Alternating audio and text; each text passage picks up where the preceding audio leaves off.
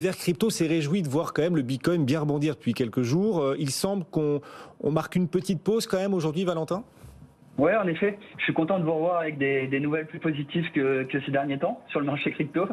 Au final, on a bien tenu les 19 000 qui étaient un support important. Et ces dernières séances, on a clairement assisté à une baisse du risque global sur les différents marchés qui a profité au marché crypto.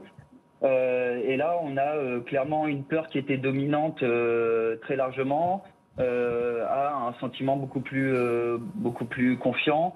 Le VIX est passé de 34 à 27 en 2 semaines. On a un CNN Index, pareil, qui passe d'un niveau d'extrême peur à plutôt d'ailleurs de la confiance à l'heure actuelle. Donc voilà, un retour du risque dans le marché, ce qui profite logiquement aux crypto-monnaies. Euh, on a en revanche à noter des résultats d'entreprises techno qui ont été assez mitigés et qui empêchent notamment l'indice Nasdaq américain de repartir, de rebondir plus fortement et qui bloquent un peu cette avancée des cryptos. On Mais peut citer, parce que en plus je l'ai pas fait depuis 20 minutes et il faut le refaire, j'ai eu tort, j'aurais dû en reparler depuis. Meta, je dis ce titre Meta qui rime avec Kata là en l'occurrence, puisque le titre ouais, voilà, Meta perd en effet, 22% après la publication, moins 22 en ah, ce moment, c'est impressionnant. absolument. Hmm.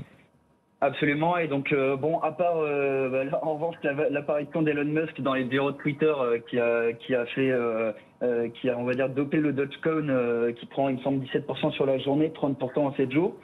Mis à part ça, il n'y a pas eu d'avancée complètement folle. On a un Bitcoin qui prend 8% sur une semaine, Pas un mal. Ethereum qui progresse de 20%.